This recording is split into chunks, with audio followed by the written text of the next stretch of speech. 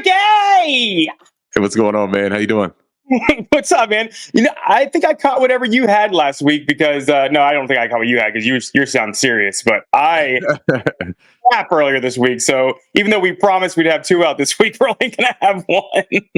Hey, it's all good, man. Look, like we're a Panthers podcast, so part of what we're trying to do is like match the energy of the team. So us not fulfilling what we've sold everybody is kind of just like on par, right? That's Oh man, that's how we'll start it out. In case anyone was wondering if this is going to be an optimistic kind of situation here, here's pessimistic Ricky again.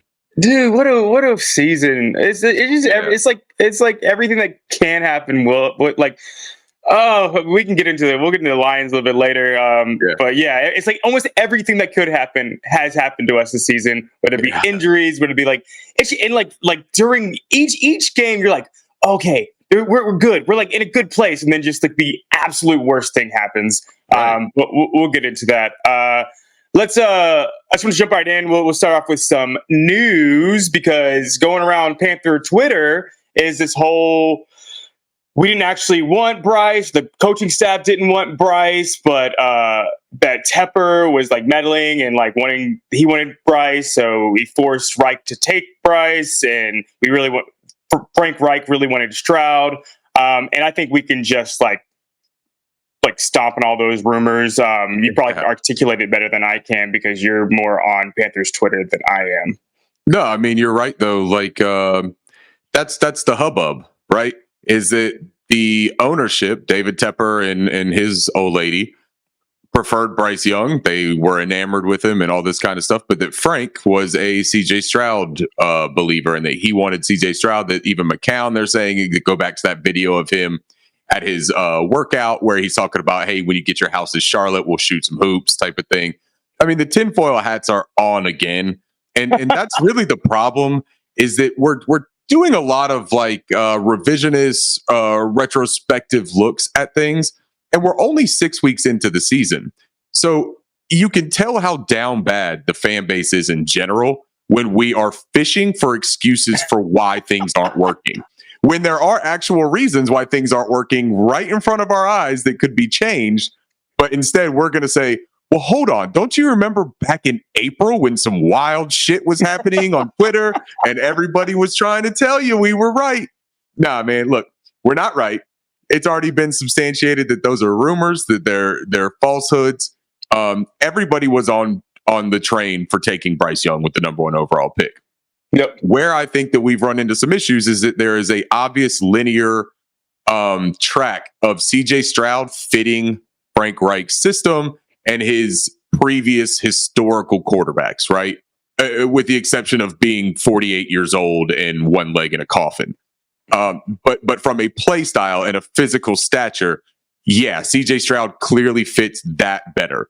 Now, me and you have had these conversations before, though, and where I have this big problem, I don't have any issue, man, with saying that CJ Stroud fits Frank Reich's system better than Bryce Young. That's not an issue to say. I think that that's a true statement.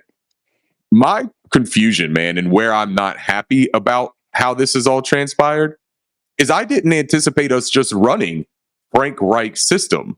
I thought that this was always sold as a very collaborative effort between Thomas Brown and Frank Reich and Jim Caldwell and Josh McCown, right? We've got all of these big time offensive minds in the room. And yet it seems like, again, we shouldn't be surprised that we're running the 2016 Eagles concepts. And yeah, man, they're mixing in a couple of different things. We don't have the personnel to operate all of those different looks. Yeah. So we're trying to force the personnel that we have on this team to run a system that they're not equipped to run. Mm-hmm. That to me, man, is the bigger issue here than what somebody might have wanted back in March or April or whenever this whole thing transpired. We have the team that we have right now. Mm-hmm. And it's a coach's responsibility, the entire staff's responsibility to scheme to the players and not the players to the scheme. We've talked about this. We're not doing that. So are we incapable of doing it or are we too stubborn to do it? Those are the questions that have to be answered, and there are solutions within those answers, right? Yeah. Yeah, the thing is, like, we're not even running Frank Reich's system. Where are the passes to the running back? Where are the tight ends? Like, it's where is the rushes? We're not running the ball. We're not using our tight ends like he has usually used them in the past.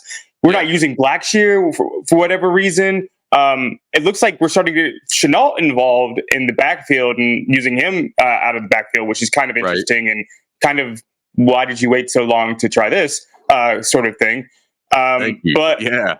yeah, so he is kind of putting some wrinkles in that way. So I just don't know what they're throwing out there. This just looks ugly. Like it looks like It's gross. yeah, man. No, that's a great way to put it. There's not even like a real technical term to describe what we're seeing on this offense, right? Like as you said though, man, like the run game, yeah, dude, a lot of it has to do with the interior portion of our offensive line being decimated with the injuries. Austin Corbett still hasn't played. Brady Christensen loss was a monumental one that I don't think that any of us would have called a monumental one at the beginning of the season, but seeing what the options are behind him has proven to be a very serious problem. But yet when we know that, when everyone else can identify that, why do we continuously run these inside zones for Miles Sanders directly into Chandler Zavala's ass? Like, why don't we do something different? You know what I mean? It's almost like they're saying, hey, we're trying our best to recreate some sort of butt fumble. How do we get that to happen? I know, just keep throwing this slow plodding running back into the ass of our offensive lineman. Let's just wait until it happens. No, man. Yeah. Like you said, he's implementing some wrinkles with LaVisca. Why did it take this long? They talked about him being a weapon. Why is everything taking this long? The patient approach doesn't work if there are easy fixes or easy things to adjust and they're not doing it. Don't ask me to be patient with somebody who's being stubborn. I can be patient with things that are trying and that are exploring. He keeps saying that we're turning over every stone. The dude must have one fucking rock in his office, right? Like, because that's the only thing he's done is try to do one thing different at a time. And yeah, man, you got to simplify it a little bit. You don't need to throw too much at Bryce. I get all that. Everyone's talking about the wristband that he's going to be wearing or that he's already been wearing. People taking victory laps talking about, I said he should have worn a wristband. Dude, he's been wearing it for 2 weeks. Like, what is it? And Russell Wilson wears a wristband, and that's not a great example because Russell Wilson looks like the white turd that we were talking about last week. That's what he looks like out there right now. It's real bad in Denver. So, hey, silver lining real quick. At least we're not the Denver Broncos. We have something going for us. We didn't trade first and seconds for Sean Payton. Yeah. So let's talk. That's actually a good example of we're doing sort of the same thing as the Broncos as far as the way we're running our offense, except we're turning the ball over way more, I think, than they are. They're doing a very simplified offense that looks really gross and really ugly. They're actually incorporating the backs better than we do. They're doing a lot of screens that I wish we would incorporate more. Right. Like they use McLaughlin. Where's Blackshear? Would love to see him a little bit or someone in that sort of role. But similar they were in the game until they were in the game until the end. Like they get themselves a chance to win at the end, and I think that's kind of what we're trying to do. Except penalties and turnovers are just crushing us. We lead the league in penalties right now with 41 penalties so far through 5 games. Now, to put that in perspective, I believe that we had 28 last year through the first 5 games with Matt Rule. And that team, man, the whole Panthers regime under Matt Rule seemed like a pretty unprepared, undisciplined type of team as well. We talked about the penalties often with that team. So how do we go to this uber experienced, right, NFL team that has 200 plus years of NFL coaching experience, 75 years of NFL playing experience, and 10 Super Bowls combined throughout this entire staff? How do we go from Matt Rule and the college dipshits that he had working for him to these guys, and we're less disciplined? Like, it just makes no sense, man. And like, it's befuddling, dude. Like, what are we supposed to anticipate getting better from this unit if it's going to be this approach? So I'm not ringing like the all out sirens of alarm and panic right now, but I do think that it's completely fair to have conversations about if things aren't going to change from the approach that we are putting in each week. What is the answer then? Because if we're going to run this system, man, and this is a system on offense and defense, right? To be completely fair, we don't have the personnel, and we knew that coming in. If these were the systems that they wanted to run, they should have already known we didn't have the personnel. Everybody else sees that. NFL coaches have to be able to see that, right? Yeah. The general manager, it's on him too. Fitterer saw what the roster composition was, and they sat and just said, this will work. We'll figure this out. So you either had the utmost trust and were banking on this coaching staff to put it all together, and they're failing, or you failed to put the pieces in place to give them a successful chance at using their coaching, right? Yeah. One way or another, dude, there is failure on this team. And it's not Bryce Young. It's not some of the players even. Like Shy Tuttle, man, has looked like shit, but Shy Tuttle is playing completely out of position. That's not his problem. That's the coaching, man. Yeah. Yeah. And I don't want to say this because it makes it sound bad, but it just feels like they're punting on this year. It feels like they're saying, let's prepare for next year and let's go ahead and implement it for the guys that are going to stay on this roster. And then when we finally get to put in the guys that we need, we will be ready, because all you're doing is putting like little wrinkles in to an already built system, and it just kind of feels like they're like I'm not saying they're not trying, but they're just not worried about this year. And they were saying it's a 2-year build.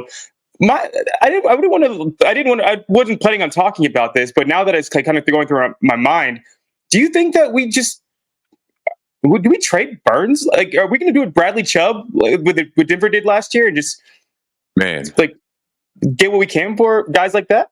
Well, that's a popular conversation that's happening about, are we buyers or sellers right now with the trade deadline coming up? And Brian Burns is the piece that you have to bring up because he is the most valuable asset on our team outside of maybe Derek Brown, maybe Bryce Young type of thing. And Brian Burns, I think, has more standalone value than Derek Brown because of the position he plays, premier position in the NFL. Dude, I don't want to trade him. I think that would just be another step of being incompetent from a roster composition standpoint. Because what you're and look, I get the argument of stockpiling draft capital when you're in a rebuild and we don't have a first round pick. I understand all of those nuances, but Brian Burns is a proven commodity. People will try to sit there and tell you that he doesn't do enough to earn the $30 million that they think that he's asking for and all this other kind of stuff. I don't know what else you want him to do when he's averaging a sack a game, essentially, right now. So that would be on pace for 16 to 17 sacks, depending on if he has a sack or a half sack a game, whatever. Let's just say 17 sacks in a year. That would be top 3 in the NFL as a pass rusher. And we're also asking him to be on the field for a lot of different kinds of duties. He is in coverage. He is playing run defense more than you would see a lot of these premier edge pass rushers. So if you get rid of him and you get, let's say, 2 first-round picks back, where are those? They getting that. They getting that. I don't think they're getting that either, man. No way. If we're in this fire sale, I don't think that a team is going to do us a solid and be like, well, if the Rams wanted to give it to you last year, we'll uphold their bargain. Like, we're gonna be a good guy about this and let you have what you missed out on last time. I don't think that's gonna happen, man. No. I think everyone is gonna look at us and be like, oh, you dipshits, you're not getting 2 firsts now. Like, here's what I'll give you. I'll give you a first and a pack of Wrigley's. You know what I mean? Like, I think we're lucky to get a first for a half a season of a player. I definitely think that he would get a first because I think that whichever other team acquired him, I think they would sign him. I don't think that they would be as foolish as we have been. And I think they would just say, oh, you want 30 million? By all means, man, take 30 million. Because in 2 years, 30 million is going to be what a rotational pass rusher ends up. Yeah. You know what I mean? But yeah, so I'm against the idea of trading Brian Burns, but I do think that they'll explore it because I think that they're not great at what they do. So I think that they are going to be open to any kind of mistakes that they could possibly make. The only thing that I can think of is for example, T. Higgins. Like, if you need the money and you'd rather have T. Higgins and Burns, that's like the only kind of reason I can think of. Because I don't know anybody else hitting the market that you're going to want to spend that cap space on. So sure, and that's fair. the only thing I can think of. Yeah, sure. And that's a good point of T. Higgins, because he's going to cost more than what we've talked about in the past about like a in-season trade for a Jerry Jeudy or something like that. T. Higgins is a much bigger value. But my argument against it is, when we talk about if you want to spend the money somewhere else other than Burns, well, shit, man, the whole point of having this rookie quarterback on the rookie contract is that you have the money to do multiple moves like this. We have the money to sign Brian Burns and sign T. Higgins. We have the money to do both of those easily. And then we even have the money probably to sign Derek Brown to a lucrative contract extension. Yeah. You know what I mean? Now, we wouldn't sign Jeremy Chin, but we're only playing him half of the time anyway. Yeah. So he's not coming back. That's a moot point to even talk about when we talk about trying to shell out cap money. But with all of that, I mean, if we have the money to pay these guys and we're on this 4-year window because of this rookie contract for Bryce, man, stop dragging your feet, dude. It's time to get to it and make these moves and show what our position is going forward, right? Like, how are we attacking this, man? Because right now it seems like nobody has any idea what we're doing. Yeah, Dude, I'm with you, and I think we've we also like been like pretty negative. This whole there's some positives too. Let's dive into the Lions game because we're talking about positives real fast. Yeah. Bryce Young looked pretty good. I thought he did too, man. I thought, like, guys, this is his 4th game ever in the NFL. Yeah. Like, I thought he looked good, and he's gonna play with not only a backup guard, a backup's backup. Absolutely. I thought he looked good. Yeah, man. I think he did too. I think that you saw people are going to point to the interceptions, right? The first one to Aiden Hutchinson, sure, man, he could have dirted that thing, and that's what they said that he should have done. Also, it took a 1 out of 1,000 chance play for Aiden Hutchinson to make that play. That is a terrific, outstanding play. My bigger issue that I have with that interception was that play call to Ian Thomas on a tight end screen again, where he's responsible for blocking Aiden Hutchinson and then getting off of it real quick so that he could catch the screen. Dude, stop calling stuff to Ian Thomas, man. Like, I'm going to make a shirt. I am going to make a shirt that says, stop throwing the ball to Ian Thomas. It's driving me nuts. But let me get off of my personal soapbox here. But that was the play call, man, I thought was absolutely crazy. I do think that Bryce could have dirted it. So sure, man, we'll give him that. The second one, they say it's a route miscommunication, that Mingo did a out route and he went flat on it where he should have went up at an angle a little bit more on like an outpost. I also think that and I also, we've talked about Mingo's route running. It's not polished. So that makes total sense on how that developed into an issue. I also think that the underneath route by Ian Thomas, I don't know what exactly that call was. So I can't say for certainty, but if it was a flat, he went about 3 yards too deep and then ran that out, which allowed that corner to sit a little bit deeper as well and cover both of those players. So there's just deficiencies on the offense that are way out of Bryce's hands. Now, I don't think he should have thrown that ball one way or another. I think that he should have identified where Thomas was in his route and the fact that Mingo flattened it out. I think that because where he threw that ball was to that flat of the route, right? It wasn't over him or anything like that. He threw it where Mingo would be able to catch it. You got to identify that that's not the right move right there. So yeah, he can take responsibility for that. Frank tried to give him a little bit of a pause on it and say, nah, man, that's a bad route, miscommunication. All things can be true, right? Remove those 2 plays. Bryce Young showed some of the magic and some of the wow plays that you don't see from, I would put a number of like 70% of NFL starters being able to make right now. There were some throws, man, that I think that maybe 5 people in the NFL can make. The throw where he was moving to his left, stopped dead behind Bradley Bozeman, and then threw with this crazy arm angle to a crossing Adam Thielen. There's no way that many people can make that throw, man, and make the move to be able to be in position to make that throw with that arm angle. And he did it, and he was very accurate with it. The breadbasket toss that he threw on the fade to Tommy Tremble, that Tremble dropped in the end zone, that's 6, man. You got to catch that. And we talk about the tight end usage. Where was Hayden Hurst on that route? That wasn't some sort of like run power package that we were trying to trick people in. And if it was, if we're just going off of this deception and tomfoolery, we do the right thing, man. Play the better players instead of trying to be cute when you can't execute already. Like, stop being so cute about shit, man. You signed Hayden Hurst. He's your pass catcher. Have him running the routes. I bet he catches that pass. It hit him right in the hands. I mean, he didn't drop many. So yeah, that would have. I would be shocked if he didn't catch that pass. God, man, people.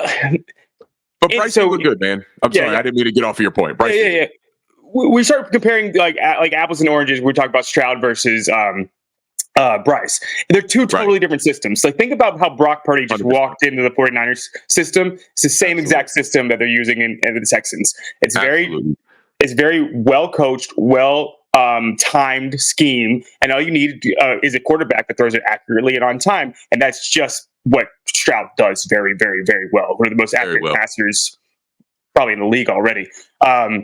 And I just think it's unfair to compare them this early on based on the schemes that they're in and the talent around them. Man, those Texans receivers, they're so good. They have so many good receivers. We have not as good receivers, I don't think. and you're right though, man. Like, that system is an incredibly quarterback friendly system. And that's not a negative thing to say that you have a quarterback friendly system. No. Why do people think that it's a negative to run a quarterback friendly system? If the quarterback is the most important position in the game, I want to put that piece in the best possible scenario to find ultimate success. And that is what a guy like Bobby Slowick does. And that's what Sean McVay does. That's what Kyle Shanahan does. That's what Matt LaFleur does, right? All of these guys, they run those principles because they know that gives them the best chance of winning ball games and developing their quarterbacks. Yep. That's all I'm asking for here, man.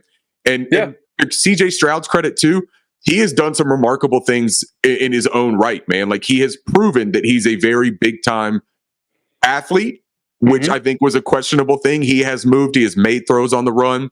You hear him talk about the in-game adjustment that he made against Jesse Bates at the end of that Falcons-Texans game, where he literally told his tight end, hey, man, look, I saw something in film review. I know that Jesse's going to try to make the big play here. We're going to bait him into it, and then I want you to do this double move, and I think it's going to turn into a touchdown, not just a first down, and they won the game like that.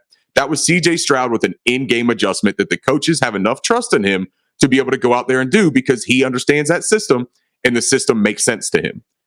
Those are things that you have got to do with a young quarterback, man. Like, we talk about Bryce's ability to process and make good decisions as well. Put him in the position to show it, man. Joe Person just had an article that came out today where he did some film analysis with, and I can't remember his name, I think it's Ted Wynn, did some film analysis with him for The Athletic. And they pointed out all of these things. And Joe ends it by saying, look, I think that Bryce can thrive in a system where he can make his quick reads and process things and get the ball out in a fast manner. That's the system that he can thrive in. That's not the system we're running. So that's where, again, we get to this point of, if we're not going to adapt and make those adjustments and run a system like that, and we know that that's the system that Bryce Young will be his best in, it's a decision-making time here, man. Or are we going to keep on sitting here and watching something that is not going to ultimately work? Or do we want to make the change, even if it's just going to Thomas Brown right now, right? Yeah. Go to Thomas Brown, see what he could do. Now, he's not going to implement a whole new playbook, but there are plays in that playbook that aren't being called, or that aren't being called in the situations that they should be. So let's see what happens, man. Sequence it differently. Yeah, to be fair, they're I mean, I'm just being devil's advocate, giving him a little bit of credit. They're just slightly off on like a few things that could, if you tighten that up, we're in every game almost. Like, even in this game, if Miles Sanders doesn't fumble the ball, I think we tie that game up. And I think that it's a lot closer than the score indicated at the end. That fumble was just crushed us. It just backbreaking turnovers, man. God, man, Miles freaking Sanders, second time. It's his second fumble that's like literally changed the game. Hey, he's fooled me. I'll tell you that much, man, because I felt pretty solid about him coming into this year. I felt really solid about this team coming into this year, and I'll take all that egg on my face, man, because I have been fooled by what has happened so far in these first 5 or 6 weeks. There's no way you could try to sell me on, man, we should have seen this coming. I don't buy into it, man. Literally, it's everything that could happen. Like, we have been in every single game so far. If not, should have won every single game so far. And it's just the turnovers. It is the penalties. It's the injuries. Miles Sanders, man, sit this week, please. Like, you don't look good. You look, something is wrong with you, and everyone can see it. Sit him, man. Sit him through the bye, because And you got the bye week coming up, right? Yeah. Extra time, dude. If you're not 100% healthy, get healthy for 3 weeks. Yeah. And if you are healthy, clear your mind, man. Like, sometimes maybe you just got too much going on in there. Sometimes you got some self-doubt. A little bit of a break and a reprieve can be a beneficial thing, dude. I'm not saying that he is a garbage NFL football player and that he should never touch a field again. I just think right now something is not connecting, something is not firing on all cylinders. Take a beat, man. Yeah. Get yourself back to square one. I think he looked phenomenal in Atlanta. I'm not like stat line phenomenal, but like just like moved well, like looks like electric. And now he just looks, it's just hard to watch him now. And let's get Raheem Blackshear out there, man. Like, I don't know, let's do something different, you know? Yeah. Oh man. I will tell you, I do like Chenault in the backfield, like 5 to 10 times a game. I like that. Yeah, I like that too. Absolutely. Yeah. Now, I saw Thomas Brown say something about Laviska Shenault as a guy that can play all 3 wide receiver spots. I think that Thomas Brown might have had a little bit of too much dip on his chip on that one. You can miss me with that, dude. Like, look, maybe he's saying that for his player, though. Sure, maybe, but don't say that. Yeah. You know, he's saying he's trying to build his confidence up, and that's good, man. I appreciate that. Now, how about the fact that we all know that's not true. We all know that's not the case, right? How about the fact that Terrace Marshall Jr. didn't play a single snap? And then Frank Reich comes out and he says, yeah, that was a miscommunication. He should have played more. What the hell is going on, dude? That's the second week in a row that Reich has no idea who is and isn't able to be on the field. Like, if that's not an indication that there is too much on Reich's plate right now as a head coach and play caller, the dude is just lost out there. And the communication among this staff is not sharp. So if the communication amongst these coaches is this bad, how do you anticipate that translating to the offense and defense on the field? I just don't understand why. So when you have players and you want do stuff that they do well, because they like doing stuff that they do well. We haven't thrown one jump ball to Terrace Marshall Jr. all year long. Not one. Let him run deep. Let him moss somebody. Get his confidence level up. If worst case scenario, you throw an interception, which you're doing anyways.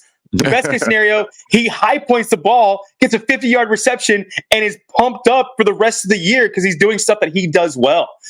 I just don't understand putting your players in the best area for them to do something that they like to do. And we could definitely, same with Chark. Get him running this a crossing path, give him yards after catch, and let him just go. Get him in space and let him have some fun, man. And we can point to the offensive line not giving the time to develop, and that makes sense for a good amount of these issues. But I did think that we want to talk about a little bit of optimism, man. I did think that the offensive line played better against Detroit than they had played in the weeks prior. I liked the interior holding up a little bit better.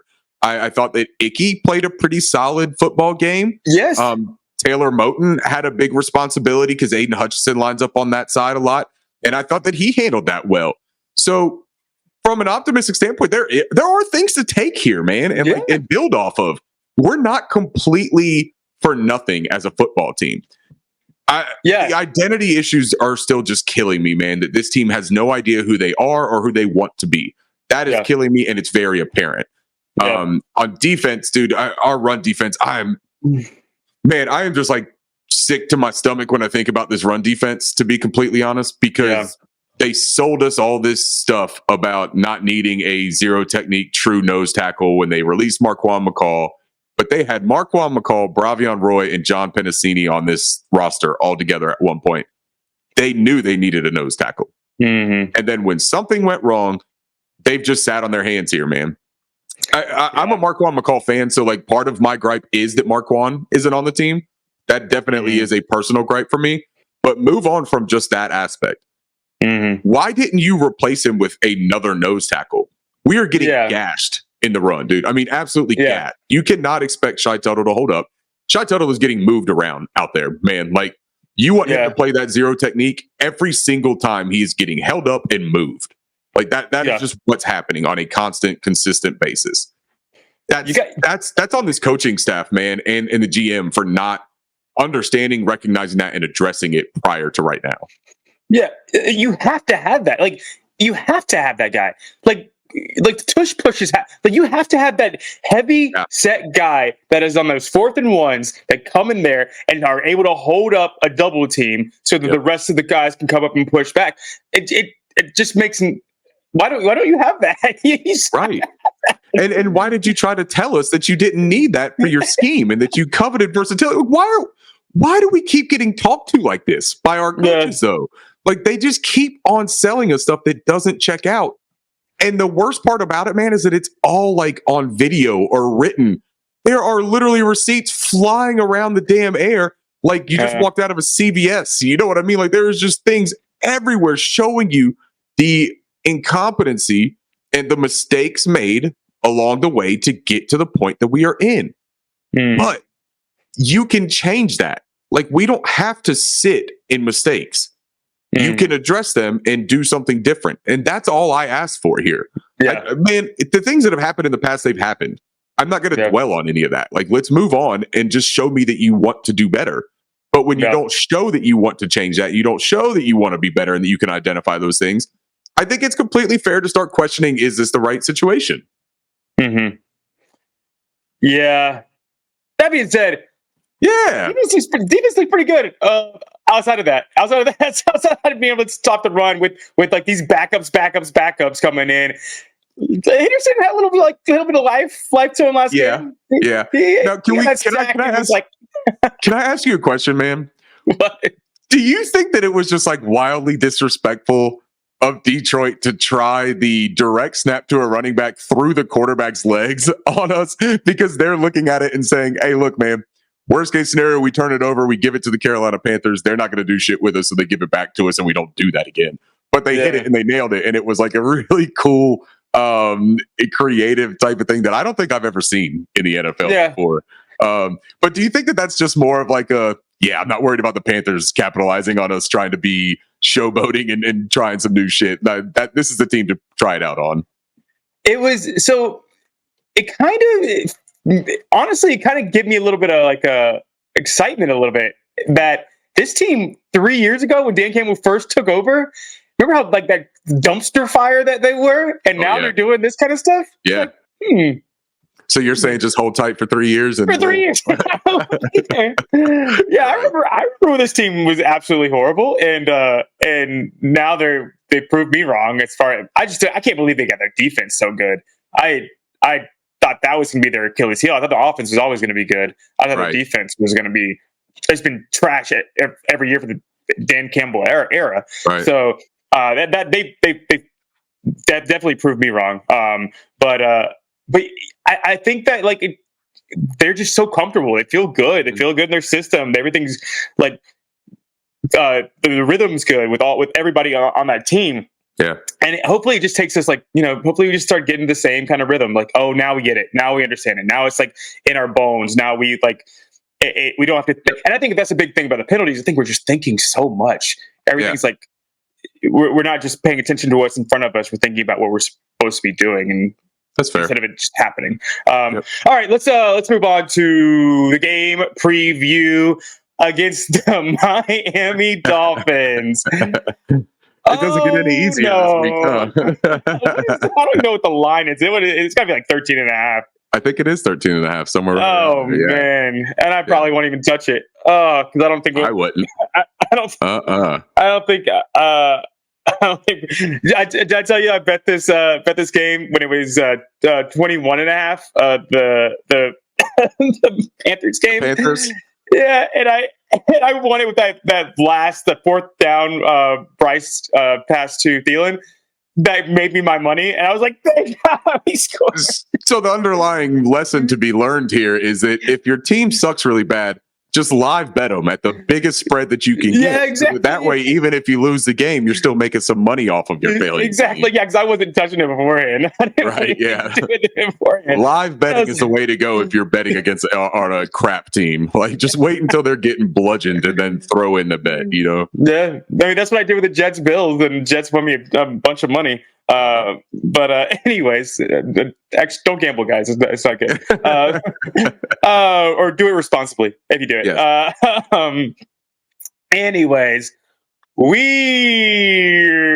are we gonna do with Tyreek Hill? Nothing. There's nothing we can do. Heading down to South Beach. The thing is, we're not going to go on the beach to get burned here. Like that's going to be handled right there on the field in front of the entire crowd, in front of a national audience that's watching on TV. Well, I won't even say national audience. It'll probably just be a lot of local Charlotteans and Rock Hillians and things like that are watching it.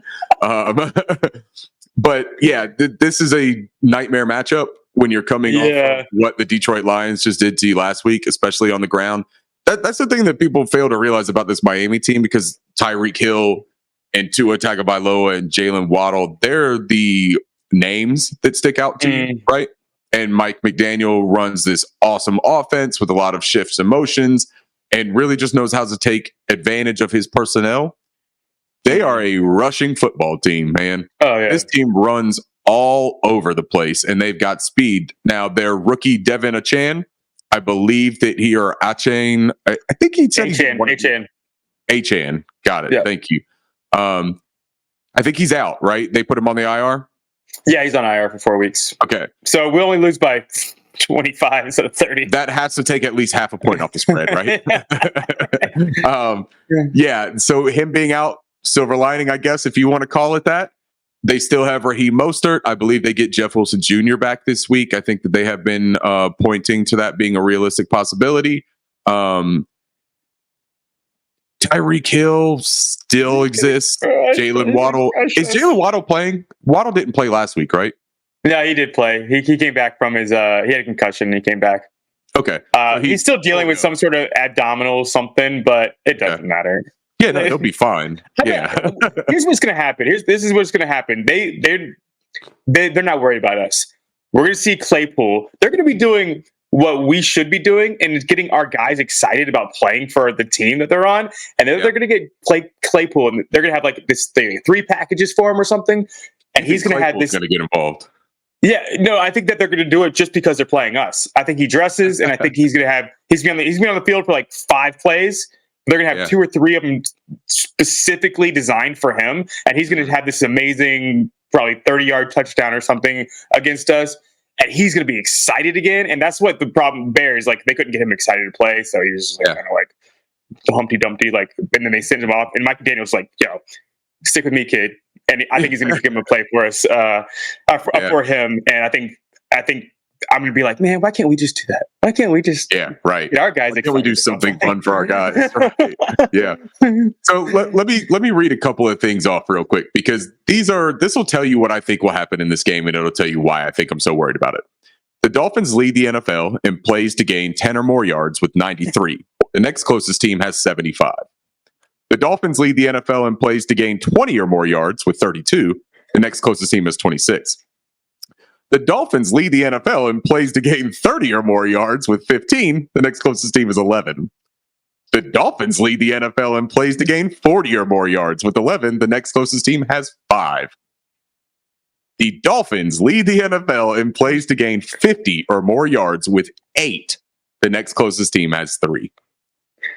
82.8% of the Miami scoring plays, that's 24 of 29, have been touchdowns, the highest rate in the league. Miami leads the NFL in rate of runs to gain 5 or more yards and 10 or more yards. 46.2% of the time they go for 5 or more yards. 20% of the time they go for 10 or more yards. 1 out of every 5 times this Miami Dolphins team is running the football, they're getting 10 or more yards. Dude, that is bad news bears for a Carolina Panthers run defense that is persistent on throwing Shy Tuttle out there as the nose tackle. Yeah. And missing Shaq Thompson, which, man, that's a big loss, man. That's been killing us all. Yeah. Nobody's talking about that. He's such a good run stopper as a linebacker. He's probably, I would put him top 5 in the league for running rushing linebacker. I don't know how you would say that. In the run game. Yeah. And when you take him off the field, then you start asking Frankie Louvu to do a little bit of the things that you were asking Shaq to do. That takes away a little bit of Frankie Louvu's magic, right? And Frankie is still an outstanding football player out there. It still shows every single week. Yes, but man, you're putting a ton of responsibility on that guy right now. and that weighs a person down, man. Like in that, it's a perfect storm of things happening right now for this Panthers defense. But running into this freight train, Miami Dolphins offense, is just really, really daunting. Yeah. I hope they don't get 70. Just don't get 70. Just don't get 70, man. Yeah. That's it. You know, like put up 50. I can see a 50 burger happening. I also could see it being like 49 or something like that. Yeah. Maybe they just go 7 for 7 on touchdown drives and just leave it right there at that. And Mike McDaniel says, all right, man, that's how I'm going to let this one sit. Maybe they put Chase Claypool in as quarterback. You know, maybe they just do something crazy, man. I mean, they do a lot of things that are crazy. I think Michael McDaniel's gonna have like a fun day. But I do think that our offense is gonna show up. I mean, when I say show up, I mean I think 28 points is realistic. Yeah. But it might just be 49 to 28. Yeah. Yeah. Well, and I think that there's an opportunity here, sort of the way that Bryce Young was able to excel last week in Detroit, because of the game script and things like that, to start getting into a rhythm, to start having a little bit more freedom and confidence to play. I think that exists again here, right? Even if we're getting blown out, I think that Bryce is going to be tasked with trying to put up some points and not playing as conservatively. Look, DJ Chark, this may be an opportunity for him to get one of his patented big deep plays, trying to generate quick offense instead of running the ball and punting it again, right? I would love to see Hayden Hurst more involved as well. I think that there's an opportunity for that. Especially against Miami. They don't guard the tight end well at all. Yeah, I mean, they look at their defensive personnel, right? Yeah, that's not their forte. Their secondary is really good, but their second level players, that's not their strength, right? So there is a real possibility for Hayden Hurst to start getting involved for some deep threats. If you're going to continue to work Terrace Marshall Jr. in the intermediate, assuming that you let him play this week, I think that he could also, I think that he could also find a little bit of a rhythm. Adam Thielen should continue to eat his manufactured looks because of the system and the schemes and concepts they're asking him to do. Jonathan Mingo, I do think that there's a possibility for an offensive productive output here. Mm-hmm. I just don't think that it happens in the game script that you want it to happen in as a fan, because I do anticipate us being down quick and being down for the majority of this game. Maybe if we win the coin toss, accept the damn kick and go out there and try to put the first points on the board. If you defer it, I'm going to say, let's go ahead and fire the whole team right away. not just the coaches, everybody. Send everybody to South Beach, let them have a vacation, and then tell them to take their own plane home. Get out there, try to win the kick. Maybe that's the only win we get today. Win that coin toss. Let's receive. Let's go down there, put some points on the board, and then maybe I'll just turn the TV off. If I'll walk out and I'll go grill. Yeah. No, then I just put all my money on the Dolphins with That's it. Is there a wager available that you can say, like, possibility of the Panthers leading at any point of this game? There is actually, That would be the one that I bet on then. Yes. I wouldn't. I'm not going to do that. But I do. Alex is trying to give you actual betting advice, and I'm over here just trying to say, "Hey, find something to make you happy, man." I do have an insane parlay that Adam Thielen leads. Has over 550 yards, because I was stupid. He's always going to have over 550 yards. The most receptions of a wide receiver in the NFC South, and the most touchdowns as a wide receiver in the NFC South. And I'm actually looking okay. Yeah, you got some life for that. Yeah, especially if man, like a guy like Mike Evans has to miss any time with some injuries or something like that. You know what I mean? Yeah, he's going to miss this week, I think. Maybe he's not, because he got hurt against the New Orleans, and he didn't do anything against New Orleans. Yeah. But Mike Evans would be the only scary one. Right. Because Olave, I don't know what's going on with him. Yeah, he hasn't really done a whole ton, has he, this year? He got 3 catches in the last 2 games. Yeah, but he started the year off pretty strong, though. Yeah, when he played the Panthers. Is that a common theme? Is that something that's happening a lot now? You got the Titans and then the Panthers, so I think you got to just think that some of these players are sitting at home and they look at the schedule and they're like, shit, we got Denver next week? Oh, hell yeah. Oh, we got Carolina next week? Hell yeah. Oh, like, yeah. It feels terrible being that team, but let's also remember that the Lions were that team for decades. That's what I'm saying. Like, it gave me hope. Yeah. There's still possibilities, man. And like, we are a podcast that tries to be very optimistic and positive and stress the good things in life. And it's been trying for us here, man. And maybe that's an underlying reason why we're popping out one a week of these things, because there's just no way that we can do any kind of spinning twice a week. Man. I have been making money this year, so if there's anything optimistic, I'm making some money, and Panthers have won me some money. So tail Alex. That's the thing to do here. Just bet the right things, not the wins. Bet the right. Yeah. Don't bet the win totals, or MVPs or anything like that. Man, I got him at. I think they can still get over 6.5 wins, maybe, possibly. This is possible. Woo. I do think we go on like a little bit of a run in the second half of the season. I don't know what that run will be. It could be like we did last year, it might be like 6-5 or something like that. But I think we get wins at the end of the season. I don't think we're the worst team in the league. I think we can be like 5-6 wins. Sure. I don't think that's out of the question of a possibility. I do believe that there is a chance that we even go on a 3-game winning streak right out of the bye. Yeah. I think that's a realistic thing, man. Not saying that it will happen, but right. Possibility. Like those 3 games are winnable games. So you look at the rest of the schedule, dude, there's a handful of winnable games. It doesn't mean you'll win them. They're all, outside the Cowboys, I think they're all winnable. And hey, man, the Cowboys do cowboy things a lot. So they're the ones that they lose to the Cardinals. Right. Yeah. So I'm not going to sit here and even count that as a guaranteed loss. Yeah. It's a lot different than facing the Detroit Lions and the Miami Dolphins right now is facing the Dallas Cowboys. Yeah. But you look and we get Jacksonville too, I think. We get Jacksonville's a tough game, but hey, Jacksonville's look like crap too on some of their games. Like it's the NFL, man. Any given Sunday is a real thing. But for the Panthers standpoint, you got to look at some of these games and just say, we faced some tough teams when we weren't clicking at all. Mm-hmm. If we could go into this bye week, make some adjustments, and maybe come out with Thomas Brown, maybe do some different sequencing on the play calls, simplify things for Bryce Young. Defense might get healthy, man. Like, when is JC Horn eligible to come back, right? Like, I think that there is a realistic possibility that he could be back in that week 9 to 11 range they've talked about. I don't know that I personally would want to throw him out there if he wasn't all the way 100% healthy with this team right now in the record. But the other side of that is he's going to have a contract situation coming up at some point soon. Yeah. Don't you want to find out, is he the elite level player? Is he able to stay out there and play?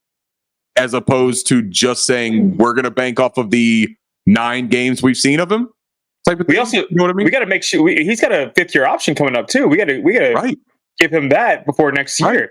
So I think that there is a reason to let him get out there and play as long as he's 100% again, right? So absolutely, there are some things out there on the horizon that could change the trajectory of this team that I'm not ready to give up all hope yet.